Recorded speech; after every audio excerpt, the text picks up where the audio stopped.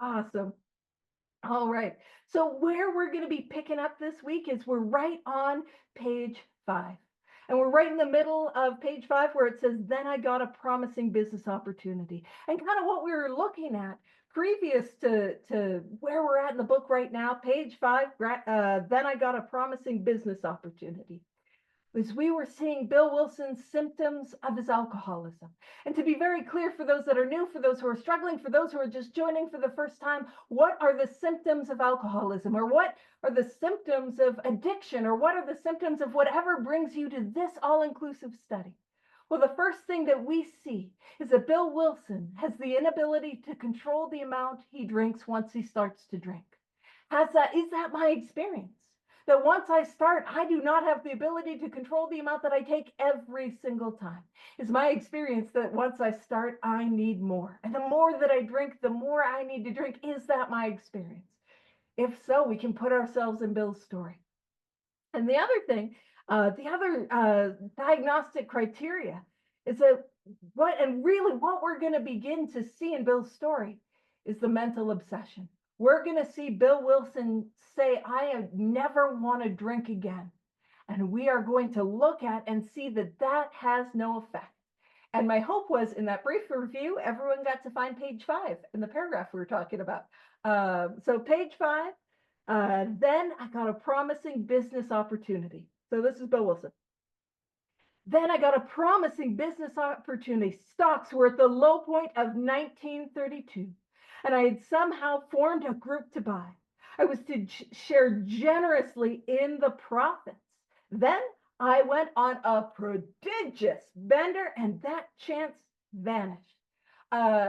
Prodigious is like a prodigious bender is like the bender to end all benders. It is, if there was a Bender Hall of Fame, he would be in Canton. That's a football reference. You know what I'm saying? He would be there. That way, he went on this terrible bender. Now, this is what I like to call the Applejack story. Yeah, huge, amazing, mighty, prodigious. Do not go over to your spouse and be like, "Girl, you prodigious." Well, or do. You know what? You do. You relationship how you need to relationship. So this is what I like to call, and other people call, sometimes you'll find Paige makes up names for things, the Applejack story. So if you have a copy of Lois Remembers, as we always go to at this big book study for absolutely no reason, it's the only history book that is within arm's reach for me, so we pop into that. Let's have a look at the very top of page 83 in Lois Remembers. If you don't have a copy of Lois Remembers, that's completely normal and reasonable, and you don't need to feel bad at all. I'll read it. You're not going to miss out on anything. Got nervous there. You're like, don't shame me for not having Lois Remembers. I would never. Alrighty, so top of 83 for our Lois fanatics. Our Lois lunatics. Sorry, we don't need names. Okay. So and we're talking about Bill Wilson and getting involved in this business deal. And so Lois is writing. She said he had always been able to sell himself and his ideas. So even as late as 1932, in the downward plunge of his drinking career, he was able to pull himself together and impress a coterie of wealthy friends with his knowledge and ability. These men included the founders of the new company, Arthur Wheeler and Frank Winans. We got to figure out what their middle names are. I'm sure they got some funny ones. To whom my brother-in-law, Hobo Wenzel, listen, the 1930s, some of the names and the nicknames as Hobo had introduced Bill. But there was a proviso. So for them to form this company, for them to come into this legally binding agreement, there was a clause. That's what it's saying.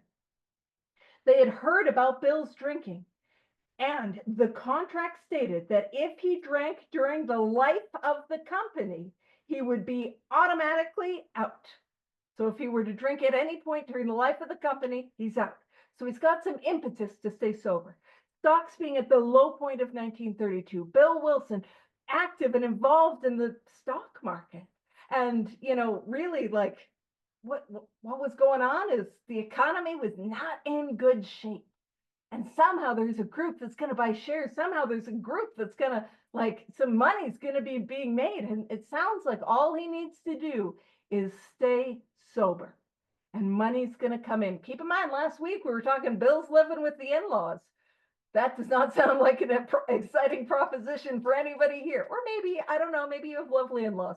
But very few people are jazzed to be living with their in-laws. And here is some money that's going to be coming in. So, it goes on. The opportunity for Bill to get back into Wall Street. For a time, all went well. Then, as one opportunity seemed to attract another, and the Pathé Company asked Bill to go to Bound Brook, New Jersey. Nothing bad ever happens in Jersey. I don't know if I have it, because if I have anyone from Jersey, I want to lightly tease them. Go Sparks! With a group of engineers to investigate a new photographic process. Bill was glad to have this extra chance to retrieve his good reputation, and it did not interfere with his other projects. So he's got this exciting opportunity, and he's going to rebuild his reputation. All he's got to do is stay sober. In the evenings at Bound Brook, the men sat around playing cards and drinking. As Bill was on the wagon and never liked cards, he became more and more bored. Then she says, when we were first married, I tried to teach him bridge, but he didn't seem to be able to distinguish between the jack from the king. As the evening wore on, he became curious. What was this big jug that was going around? Upon hearing that it was Jersey lightning, he thought, never had any. Wouldn't it be awful if I should go to my grave without ever having tasted Jersey lightning? And if we're writing in our random copy of Lois Remembers, that is the mental obsession. So Jersey lightning was also called Apple Jacks. And it was this like, ooh, Apple Jacks makes it seem like it's a bit of a soft cider. I think it was like a hard bourbon, because like Jersey lightning sounds like it packs a punch. You know what I'm saying? Oh, and keep in mind, there's been some alcohol that has been released to the world since I got sober. White Claw was not a thing when I was drinking. I will tell you what will happen if I were to drink White Claw. And the same thing that would happen if I drank anything else. Wet pants behind the dumpster, like a lady, smoking crack. Pinkies up. Or maybe you guys have different places you go. Pinkies up, like a lady. And so it says, so that was it. Whenever the jug circled, he helped himself again and again with the inevitable result. And I love that the result is inevitable. And it says, but this time the result was far-reaching. He had broken his contract. This was a very, very serious thing to Bill. His New England conscience considered a contract a sacred thing, and he had broken it. His friends, Arthur and Frank, soon learned of his drinking, and they called to tell him that the agreement was canceled. And so here's a man who had every reason to stay sober, who needed to stay sober, who wanted to stay sober, and who held that contract in high regard. It wasn't he was thinking, I could get away with it here and then. He wanted to stay sober. And that is the mental obsession. So he goes on this bender and it destroys his career. What was left of it, it destroys his reputation. It burns it to the ground.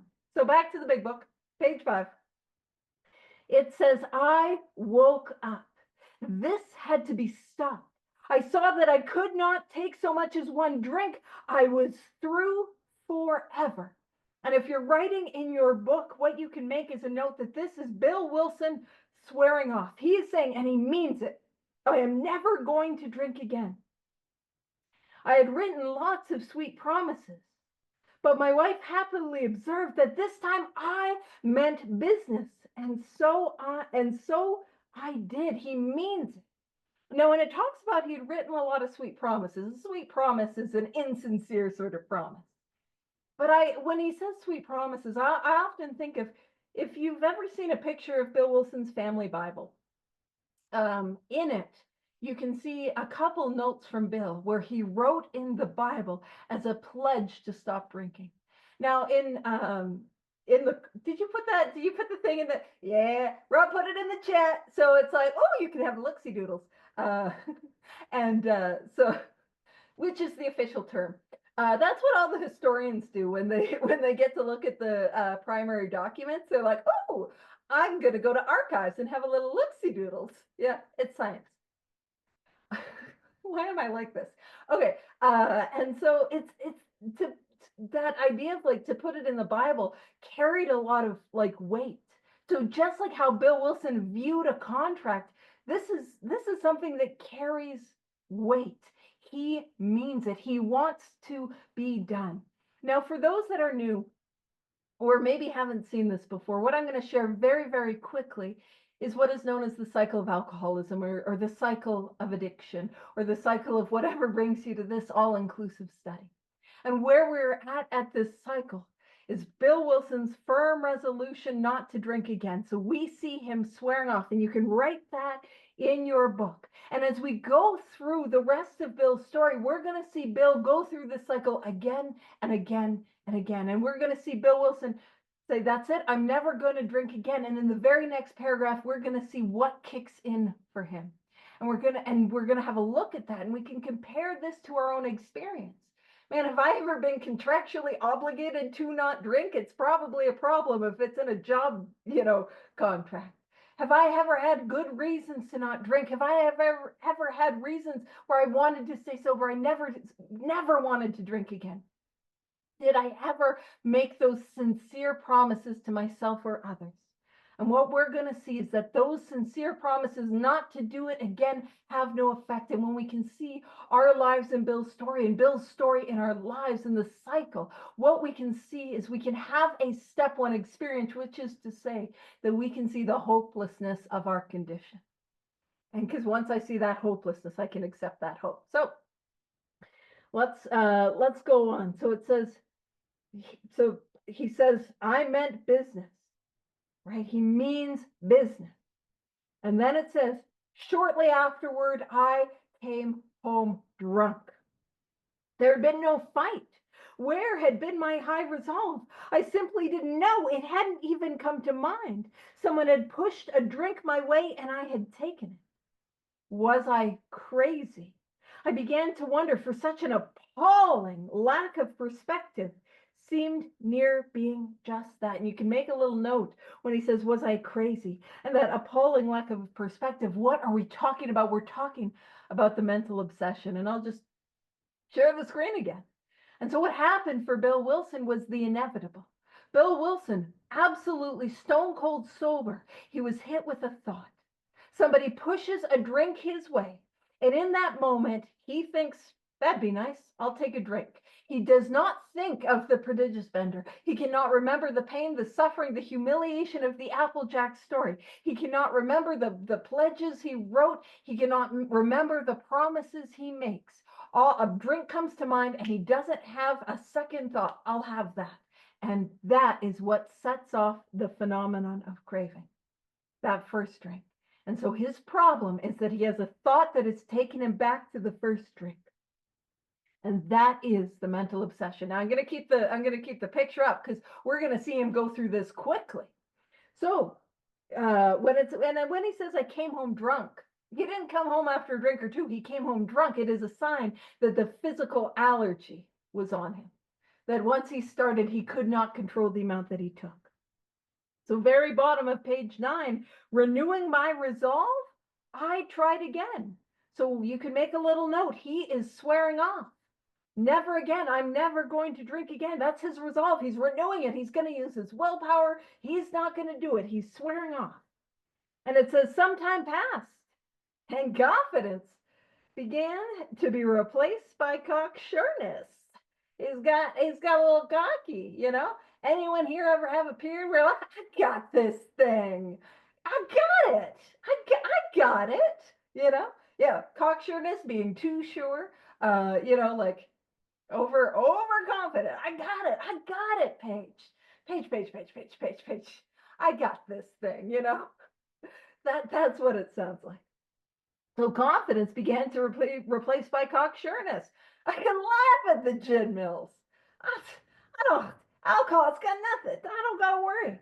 I could laugh at the gin mills. Now I had what it takes. And it says, one day I walked into a cafe to telephone. And right at that period where it says telephone and right before it says in no time, you can make a little arrow that goes right in that period and you can write the mental obsession. Because what happens? What happens is Bill Wilson goes into a cafe. I'm going to share. Sorry for those who are like, I don't like the share screen. It's like share, unshare, share, unshare. But what happens is he goes into that cafe to use the phone.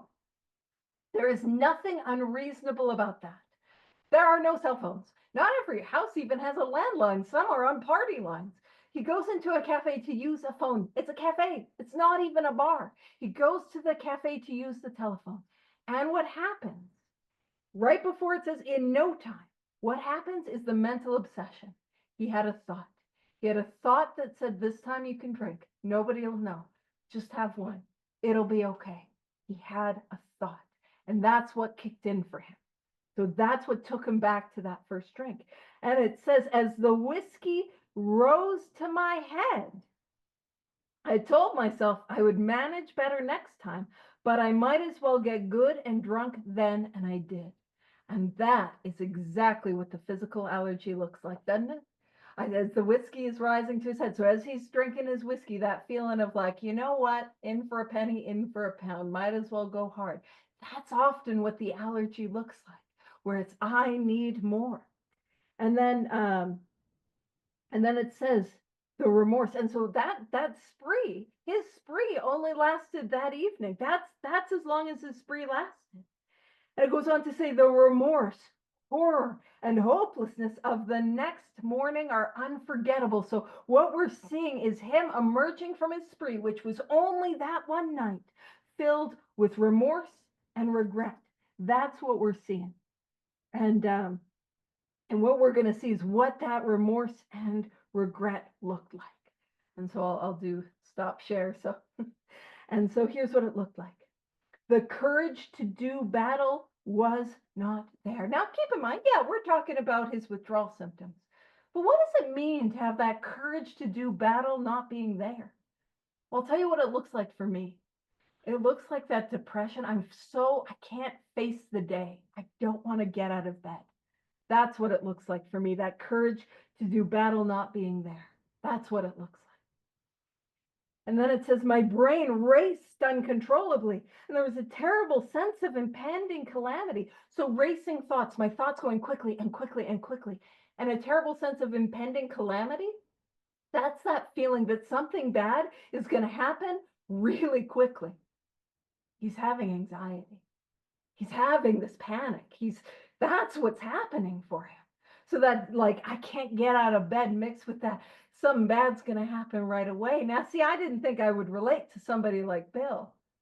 But when I understood that's what was going on for him, I don't know about you, I relate to that. I can relate to that the morning after. And keep in mind, he's going to have some physical withdrawal symptoms, but I can relate to those that I don't want to face the day. And that waking up with a terrible anxiety that grips my chest. You know what I'm saying? I hardly dared cross the street lest I collapse and be run down by an early morning truck. So he's afraid to go just across the street because he doesn't think he can make it. Things are starting to fall apart for him. For it was scarcely daylight. An all-night place supplied me with 12 glasses of ale. I want to be very clear. That is 12 glasses of ale. And it says, my writhing nerves were stilled at last. Those writhing nerves, and maybe like I'm somebody that I don't get the meaning the first go. I'll tell you what writhing nerves looks like for me. And I'm kind of doing it with my hands where it feels like my skin is crawling, but it also feels like inside of me, there's that thing that's going like, that. You guys know what I'm saying? Like that, like there's that like writhing nerves. And he needs 12 glasses of ale to make that be quiet. You know what I'm saying? That's what he needs. And it says a morning paper had told me the market had gone to hell again. Well, So would I. The market would recover, but I wouldn't. That was a hard thought. Should I kill myself? No, not now. No, not now. Then a mental fog settled down. You know, that fog of depression, that fog of like, what's that point? That fog of kind of like disassociating a little. And he said, what? Gin would fix that. So 2 bottles and oblivion. Now keep in mind, page 3, Bill Wilson, I had arrived.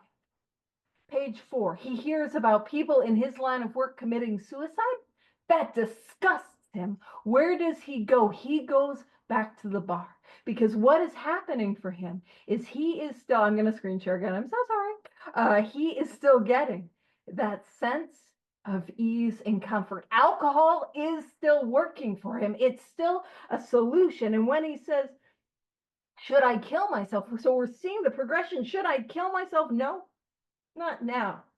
Not now, but it's on the table. That mental fog settled down. Gin would fix that. So 2 bottles and oblivion. 2 bottles and oblivion. He's still going to use alcohol to try to treat what's happening on the inside. It's still giving him some ease and comfort. And here's the thing, a lot of people share about how alcohol stopped working for them or drugs stopped working for them. And that might be your experience. But I want to point something out. Isn't it your experience that if your experience, some people are like, no, it's working, but it's the consequences that, but if your experience is that alcohol or drugs or whatever brings you to the study stopped working, doesn't that tell you the power of this illness? It's not working for you, and yet you're going back to it. That is the power of the mental obsession. That's how hopeless I am.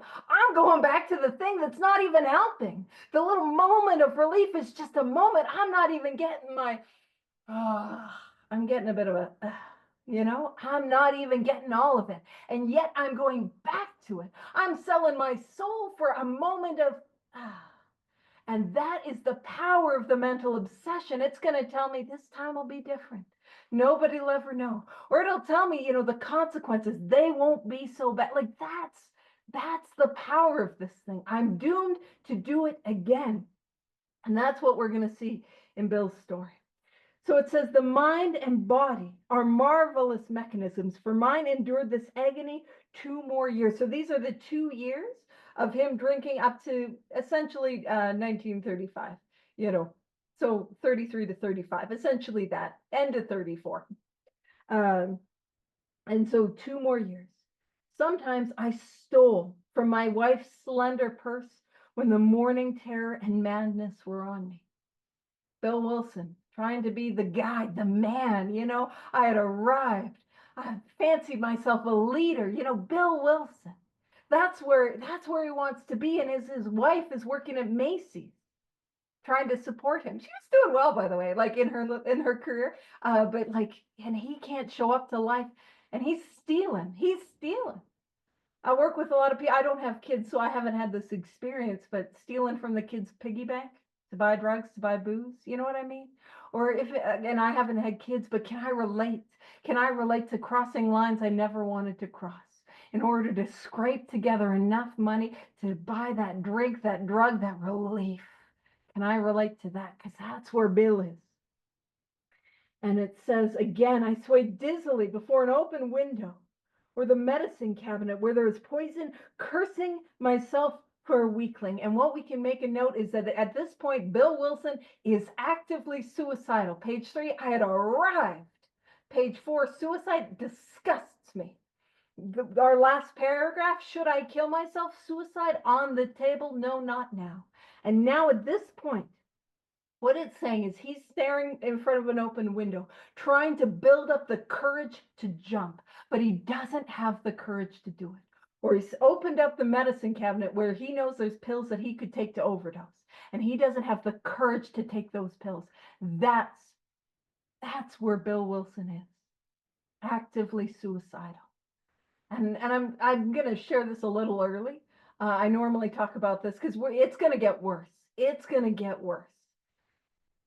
but I feel called to talk about it now. And clearly, I have the impulse control that has led me into many a 12-step fellowship. So I'm going to say it now, which is to say, if you're here today, if you're here today and suicide's on the table, or if you're here today and you're like, I know what it's like to sway before an open window, a medicine cabinet. I know what it's like to have a firearm that's yelling at me or whispering to me. I know what it's like to think there's a way out, and to feel like suicide is the option. What I want you to know is suicide is not a solution to my addiction. Suicide is not a solution to my alcoholism. That is not the answer. We have an answer in 12 steps. There's a solution here in Alcoholics Anonymous, and Cocaine Anonymous, and Drug Addicts Anonymous, and Overeaters Anonymous, and Gamblers Anonymous, and Codependents Anonymous, in Al-Anon, and whatever 12-step fellowship brings you here. There is a solution. There is a way out, and a way out that works. And I mean, it works. I've got to do the work, and the work is not, to be honest, it's not appealing. I don't want to do it, but I don't have to feel that way again. And if you're here today, in this moment, and you feel that way, you don't have to. Our lives, as those of us, and I will tell you, as somebody who has swayed dizzily before many an open window, it wasn't literally that, but I have had many suicide attempts. I've had many. Suicide has been on the table for me since I was in the 3rd grade. That is who I am. That is who I am. I did not think that could ever leave me. You know what I mean? I come to the meetings, I'm like, okay, sobriety. You know what I mean? I kind of thought you guys were probably not BSing that. Actually, when I first got here, I thought you guys were BSing weekends. I'm like, are they doing weekends? I wasn't sure. But I didn't think, I did not think that this power could work in my life in that way. And I'm reminded never to sell the power of God short. Power of God, higher power, creator, spirit of the universe, the power of whatever 12-step fellowship brings you here, the power of these 12 steps. Never sell that power short, because that was, my brain is wired for self-destruction. My brain is wired like it's a windy day and I shouldn't be here anymore. You know what I mean? I stub my toe, it's over. Like, that is how my brain is wired. And I can tell you when that thought left me. I can tell, and I can't perfectly tell you when that thought left me, but that thing that was always on that table, that thought that was always there, it was gone. And what happened to take me from suicide is always an option to it's gone was a rigorous application of the 12 steps. I wish I had a different answer, to be honest. I wish I could say there was a magic pill and I would take 6 and then maybe see if I could smoke them. I didn't really like snorting things. I'm more of a smoker, so I wasn't gonna crush them and snort them. I was gonna put them in anywho. But the reality is, it wasn't until I had a rigorous application of the 12 steps, daily prayer, daily meditation, daily inventory, doing this thing on a daily basis with everything that was in me. And I didn't think that would happen. I did not think it would happen. I'm reminded never to sell this power short. So if you're here today, do not sell this power short. But I'll be frank with you, it's going to take work. It's going to take action. But here's the deal. Those of us who have recovered, those of us who have done this work, our life depends on helping you. So if you are here today and you're new and you're struggling, or you're not new and you've been around this thing for a while and the magic is gone, and you're sober, you got problems, it's like, Paige, you don't understand. Your stupid inventory couldn't possibly help my problem. What I want you to know is our life depends on helping you. Just give us the opportunity to help you take this course of action. Our life depends on it. You're actually doing us a favor. So don't be selfish. Paige, don't shame them at the end. And so, like, really, there's an answer. There is hope. There is a way out. I promise that. And so it says, there were flights from city to country and back as my wife sought escape. And in those flights from city to country and back, what we're seeing is Bill Wilson and his wife Lois trying to put things between him and the first drink. We'll go to the country. We'll try to take a vacation. We'll try to trying. And it's not working. Again, we're seeing him go through the cycle. And then it says, then came the night where the physical and mental torture was so hellish, I feared I would burst through my window, sash and all. And I for a long time, I thought sash meant, for some reason, I was thinking like a pageant sash. Yeah, Rob's got the literal definition. it was only a couple of years ago that I learned that that's what that was. Because somebody asked me. So please always ask questions. Always ask questions. I'm always here for questions. Because I wouldn't have known until like, because I would imagine like Miss America Sash, like I missed 12 step. Where's my sobriety tiara? Like, or I was like, because in the oldie times, oh man, there's that hat. I don't know what the name of the sleepy hat, but they'd have their house coats and their things. I'm like, maybe it's just a name for his hat. No, what it is it's the window frame. So it's the physical frame that's holding the window pane. So he's at that point. Yes. Yeah. So he's at that point where he's so afraid he's going to burst through the window and take the like with such velocity that it's going to take the whole window frame with him. That's where he's at, right? And then it says, somehow I managed to drag my mattress to a lower floor lest I suddenly leap. Now, this is something that I feel like can only be understood for those who maybe not, but it's for me, this is a real experiential thing. So he's gone from open window, I want to kill myself, to this type of suicidal ideation where it's like I can't even keep myself safe.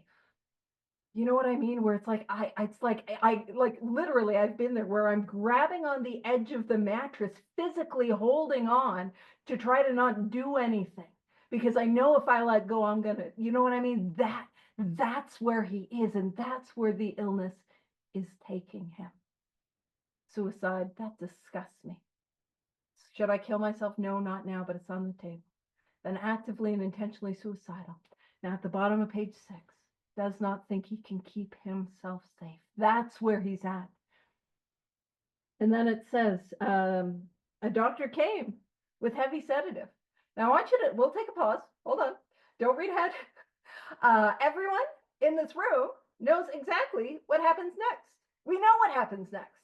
And just as a little little test, we'll talk about what happens next. And if you were right, you might belong. But like if you take this scenario, so Bill Wilson, he struggles. A doctor came with a heavy sedative. A heavy sedative would be a narcotic. A heavy sedative would be the pills that say do not mix with alcohol, may cause drowsiness, do not drive, the good ones, those ones. Woo. And so we know what happens. You take this to a non-alcoholic, what happens? Well, did he take his medication as prescribed? Did it help his anxiety? What happened? To no one's surprise in this room, next day found me drinking both gin and sedative. Woo! You know what I mean? Those good old alcoholic enhancers, I'm a mix, I'm really into science. I'm doing chemistry is what I'm doing, not ruining my life. It's fine. I would mix things, and I will let you know that when I would mix things, that is cost effective. I get zero to piss my pants behind the dumpster quite quickly. You know what I mean? I get where I need to go. Cost effective. There was another cost that was there, and then I would mix. I'm just throwing them out there. I'd mix some stimulants because you get a little too whoop, and you got to get a little whoop, so that you can level off and keep going. You know what I'm saying? I remember, oh gosh, I haven't thought about this guy in a long time.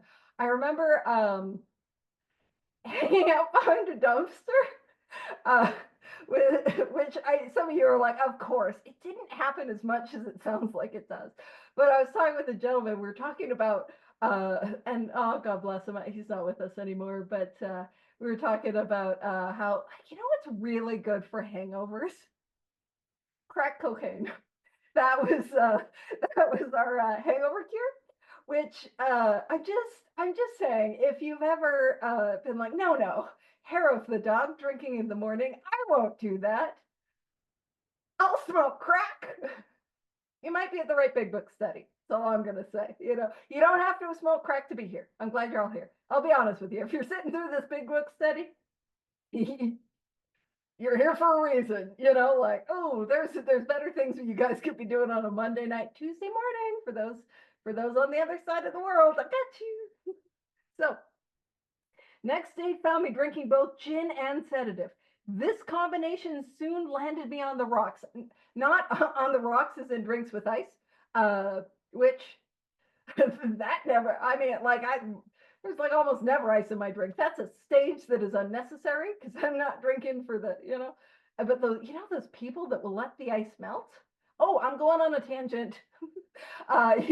We, those people that will like have a glass and they'll have ice in it, and then it starts to like melt, and you can watch it melt, and you can see that you like wild. Never in my life have I ever been able to relate to that. But here's the thing: I come to a 12-step fellowship, and I want to work the steps as if it was ice melting in a glass. Do you know what I'm saying? I want to take my time. Easy does it. Let me just work my way into it. Let me just, no, I gotta work these steps the way I was drinking, which is rigorously. You know what I mean? I gotta go hard at this thing because what am I after? Because what's the reality I am after in 12 step? The same thing I'm after in the bottle. I'm after relief. I'm after release. I don't know that a spiritual awakening is what I need, and I'm not jazzed about it when I get here, but that is what I need. I need a spiritual awakening. And I gotta do that with some velocity. I never nurse my drinks. I ought not nurse my 12 step. I got to dive in and go hard and go rigorously. You know what I mean? And I'll tell you, I was not the only time where I would be leaving drinks, a little bit of booze at the bottom, is if I accidentally got one with the cigarette butts in it, like a lady. I wasn't so alcoholic that I finished the drink. You know what I'm saying? Oh, she's not an alcoholic. She didn't finish the one with the butts. Still here, lack of control, lack of choice, not whether you wrung out the cigarettes and like, never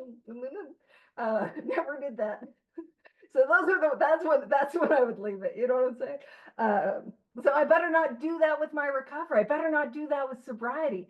If I never left a drink undrank, I better not leave an amends unmade. I better not leave an inventory unwritten. I better not leave a prayer unsaid, a meditation undone, an alcoholic not worked with. You know what I'm saying? Dive in with that velocity. So this combination soon landed me on the rocks. So in trouble, not with ice. To be on the rocks is like stranded, like in really bad shape. So people feared for my sanity. So did I. I could eat little or nothing when drinking, and I was 40 pounds underweight. Was I starting to have some health issues as a result of my drinking? Was I starting to gain weight, lose weight, or addiction, gain weight, lose weight? You know what I'm saying? My brother-in-law, and this is his sister's husband, brother-in-law, is a physician. And the brother-in-law was Dr. Leonard V. Strong. And Bill would show up even in sobriety and be like, "Hey, I'm stressed out. My tummy hurts." And it was Leonard V. Strong got him connected with the Rockefellers, which led to some series of events for the big book to be written. So fun little fact, Leonard V. Strong. I wonder, no, it does not stand for very strong. But if I say V for the middle name for Leonard, it stands for very strong. Poor Rob is gonna have a little, he's gonna find that little name and be like, no. My history is accurate except when it's not. You know what I'm saying? Like, alrighty. So my brother-in-law is a physician, and through his kindness and that of my mother, I was placed in a nationally known hospital for the mental and physical rehabilitation of alcoholics. So this is the summer of 1933, and this is the Towns Hospital in New York City. And no, hold on. I'm going to share the screen really quickly. What are we looking at? So Bill Wilson is at this place. Never again. Firm resolution. Because where he's going is essentially rehab. He's going to a treatment center to help him get and stay sober. So he is there. He is at that firm resolution not to drink again. And I'm going to point that out because we're going to see if we can see where the mental obsession kicks in. So I just wanted to point that out. So the town's hospital in 1933, summer of 1933. So, and it says, under the so-called belladonna treatment, my brain cleared. Hydrotherapy and mild exercise helped much. Now, when I got sober, the rehabs where I used to live, well, no, I still live here, but the rehabs where I live, they used to be really into rock painting and volleyball. So for years, they're not anymore. There's not a rock to be painted or a volleyball to be played anymore, which is not a criticism of either of those two activities. But I would jokingly be like, belladonna, hydrotherapy, that's the 1930s equivalent of playing volleyball and painting rocks. But it's not. It's not. Let me tell you what belladonna is, and let me tell you what hydrotherapy is. So belladonna is a poison known as deadly nightshade.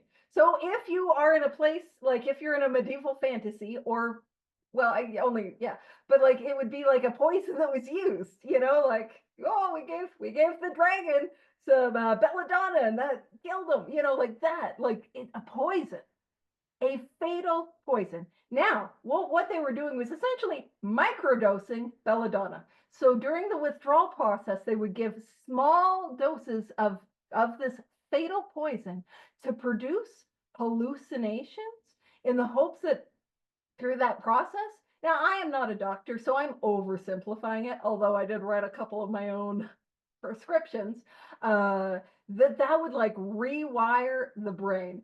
Rob's got, I guess, the ingredients if you're wanting to make homemade belladonna. Apparently the first is mercury, so do not try that at home. That's not good. 33% mercury. Ooh, that'll do something. But it was the hopes that would like rewire the brain. And I'm just going to point that out. Microdosing, not a solution to his spoilers. Sorry, I shouldn't spoil it. He's going to drink again. Spoilers. But not a solution. And so what is hydrotherapy? Oh God, it's probably being waterboarded with how awful belladonna is. Nope. Hydrotherapy is just warm baths and warm showers to calm the nervous system. Delightful. Delightful.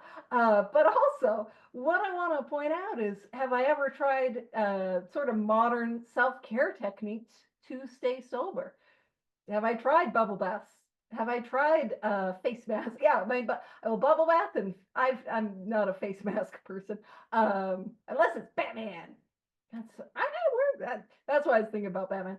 I'm a child. But have I tried self-care, bubble baths, fuzzy slippers? Have I tried those things? Going to the gym, have I tried those things? Those things that in 2024, I had to check in the calendar. I'm like, where am I? In 2024, we call self-care. Have I tried those things and those things not work? So we're seeing that those things do not work. So it says, best of all, I met a kind doctor. You can write in your book, the doctor is Dr. Silkworth.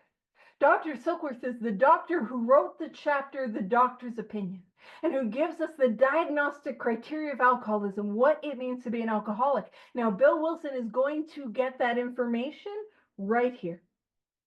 So it says, best of all, I met a kind doctor who explained that though certainly selfish and foolish, which I'll point out maybe a gentle pointing to the spiritual malady, not diagnostic of alcoholism, but the selfishness, the foolishness, accurate. But this is what it means to be an alcoholic or an addict or whatever brings you to the study. I had been seriously ill bodily and mentally. So in this moment, he learns of the physical allergy. So where it says bodily, if you have space and the ability, you can make a note that is the physical allergy. What does it mean to be seriously ill bodily? That once I start to drink, once I start to use, once I start to engage in that addictive behavior, I cannot stop. That's what it means. I cannot stop every single time. Is that my experience? That once I start, I cannot stop. Once I start, I need more. Once I start, I need more. And the more that I drink, the more that I use, the more that I need to drink or use. Is that my experience? And it says, and mentally. And when it says and mentally, we can make a note. What we are talking about very specifically is the mental obsession. So when I am as sober as I am today, but my illness is not treated, I get a thought. And that thought happens in my mind. And that thought is ultimately telling me, you can drink again, you can use again. This time will be different. This time will be different. Nobody will ever know. Just get it out of your system. You're going to relapse anyway, so what's the point? You know what I mean? I'm going to kill myself anyway, so why don't I get drunk? That's what we're looking at. Do I have examples from my own life of once I've started to drink, I haven't been able to control it? Do I have examples from my life of when I've said I don't want to do it again, only to find myself a day, a week, a month, several months down the line doing it again? That is alcoholism. And that is a hopeless condition, or addiction, or codependency, or overeating, whatever brings you to this study. Welcome, we're on page 7. We're glad you're here. And so in this next paragraph, we're diving into the mental obsession because it is so important. It says, it relieved me somewhat to learn that in alcoholics, the will is amazingly weakened when it comes to combating liquor, though it often remains strong in other respects. We're talking about the mental obsession, the willpower that I have. Now, when it comes to willpower has no power to keep me sober. It has zero power to keep me sober, but I got willpower. And I know you have willpower. Now, I'm going to be a little bit classier. It takes willpower to scrape myself up off the bathroom floor covered in my own vomit, like a lady. Pinkies up, that's me classing it up. But it takes willpower to show up when we are hungover. It takes willpower to show up after we've gone on a 3-day run or a 3-week run. It takes willpower to face the consequences of, do you know what I mean? It takes willpower. And man, I'm going off on this tangent. Before I got here, I had a tremendous amount of willpower. I trained very seriously to play rugby, and I was training with people who went on to play for Canada. And there were people that were headhunting to get us into bobsleigh, for the Olympics. I wasn't that good, but do you know what I'm saying? I was taking it seriously because I'm fun. And there was a time in my life that I would get up at 6 in the morning to go for a 7 a.m. run every single day. And I'm talking about that in my teens.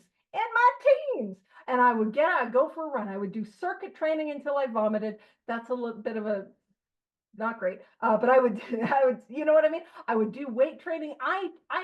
This is my job. I had abs. I had abs. My abs, not once in my life have they ever led to abstinence. You know what I'm saying? I was ripped, but I kept getting ripped, I had willpower. I had tremendous willpower. I was talking with somebody before the meeting about how I probably have ADHD. I know, surprise. Shocker. It's weird that you think I do. Stop trying to diagnose me. But I would come home from school and it would take me the entire night to try to get my homework done. And I would do it. I would sit through in agony trying to get my homework done. Man, I have willpower, but I can't stay sober. So this willpower that I have in all these other areas of my life does nothing to prevent me from taking the first drink. That is helpful to see, to understand. I'm not bad, I'm not immoral, but the willpower that I have in all these other areas simply does not work. Simply does not work trying to keep me sober. And I will point out, it does take willpower to do the steps. That's where I can use it. Because listen, it takes willpower to pray when you don't want to pray, to meditate when you don't want to meditate, to write inventory when you don't want to write inventory, to show up to that 5th step. It takes willpower to continue on this way of life. It takes willpower to make that amends that you don't want to make. It takes willpower to show up for that sponsee that's gotten on your nerves. Not that anyone would ever have a sponsee that got on their nerves. You know what I mean? It takes willpower. But willpower by itself cannot keep me sober. So it says, my incredible behavior in the face of a desperate desire to stop was explained. That's why I do this. It makes sense now. And it says, understanding myself now, I've fared forth in high hope. Anyone here ever go to treatment and leave treatment faring forth in high hope? I've got it. I've got the answer getting out of treatment. And it says, for 3 or 4 months, the goose hung high. I know I rock this big book study a little loosey-goosey.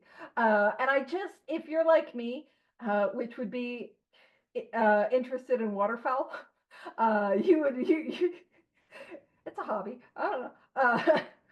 Somebody's like, Paige, we'll get you an actual hobby. This is such a stupid tangent. When I work with sponsees, and if they're struggling with that idea that God could be loving, I always take them back to this. No, this is so stupid. But it's that idea that duck's feet are orange. Duck's feet are orange. There's no reason for that.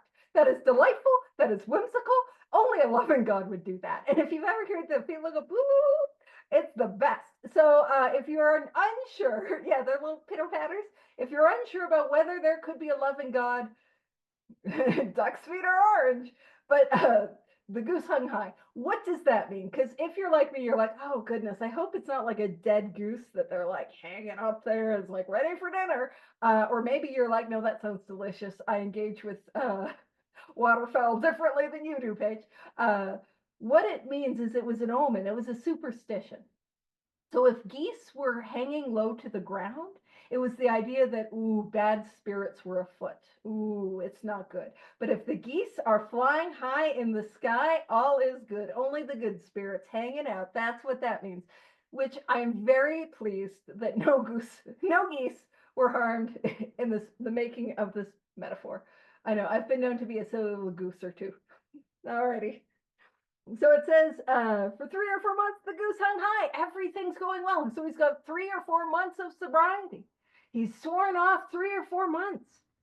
I went to town regularly and even made a little money. He's getting some material success back. He's building back his reputation. Surely this was the answer. Self-knowledge. Self-knowledge. But it was not. It was not. Self-knowledge is not a solution, but it was not. For the frightful day came when I drank once more, and you can make a little note, the mental obsession, because what happened was inevitable. His illness was untreated. Treatment, wonderful. Detox, often imperative, not a solution if I have this illness. It was inevitable. And it says the curve of my declining moral and bodily health fell off like a ski jump. And it's funny because before things got really bad, now this is before things got really bad, I spent 3 months in the psych ward in like a lady, you know, I don't need a tiara. I just got my blue grippy socks. Woo! They didn't even have grippy socks. It was little paper booties and with very little grip, which is rude. It took me a very long time to get my shoes back, which I took umbrage with. I couldn't imagine why. But where I was staring at my window, stared at Canada Olympic Park in '88, we had the Winter Olympics in Calgary, Alberta, where I live. And so we have these ski jumps. And every day I would wake up and the window of my room looked at the ski jumps. And I didn't know that was going to be an accurate trajectory of my life. Ooh. So it's like, oh, look, I've gone to treatment. Things are good. 3 or 4 months. The goose hung. Whoom. Stark decline. That's what he's saying. So it says, ooh, okay. I might go a few minutes over, and I apologize in advance. I will wrap up shortly. After a time, I returned to the hospital. Now, there were 2 hospitalizations in this. So he returned to the hospital summer 1934, and then I believe it was the fall of 1934. And so he's probably referencing the fall of 1934. But helpful to know. He references as 3 hospitalizations, but in total there were 4. So, and Rob's got all those details for you. All right, so summer and then fall of 1934. After a time, I returned to the hospital. This was the finish, the curtain, it seemed to me. My weary and despairing wife was informed that it would all end with heart failure during delirium tremens, or I would develop a wet brain perhaps within a year.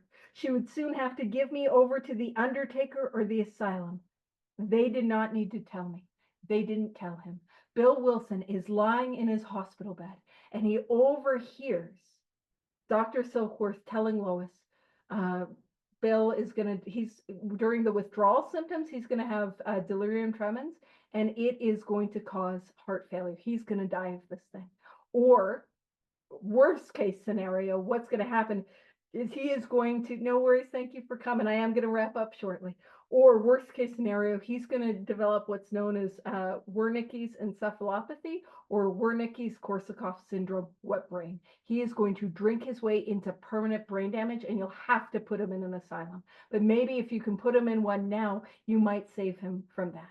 So Dr. Silkworth is telling this to Lois, not even telling it to Bill, but Bill overhears, and what he is learning. So on page, at the top of page 7, he learned about what it means to be an alcoholic, the physical allergy, the mental obsession. And now in this moment when it says, they did not need to tell me, I knew and almost welcomed the idea. He is learning the hopelessness of his alcoholism. He's learning that he's a goner. And if I have the symptoms, the physical allergy, the mental obsession, that's me. I'm hopeless. There's not a way out for me. And he said, I knew and almost welcomed the idea. It was a devastating blow to my pride. I, who had thought so well of myself and my abilities, my capacity to surmount obstacles. Like he's like, I'm a good guy. I could do these things. I was important. I had arrived, was cornered at last. And that's what I need to do, is I need to get to that place where I come to the end of myself. Now I was to plunge into the dark, joining the endless procession of sots who had gone on before. I was going to join those who died of this illness. I thought of my poor wife. There had been much happiness after all. What would I now give? What would I not give to make amends? But that was over now. And what we're going to start up with next week is Bill Wilson's step 1 experience.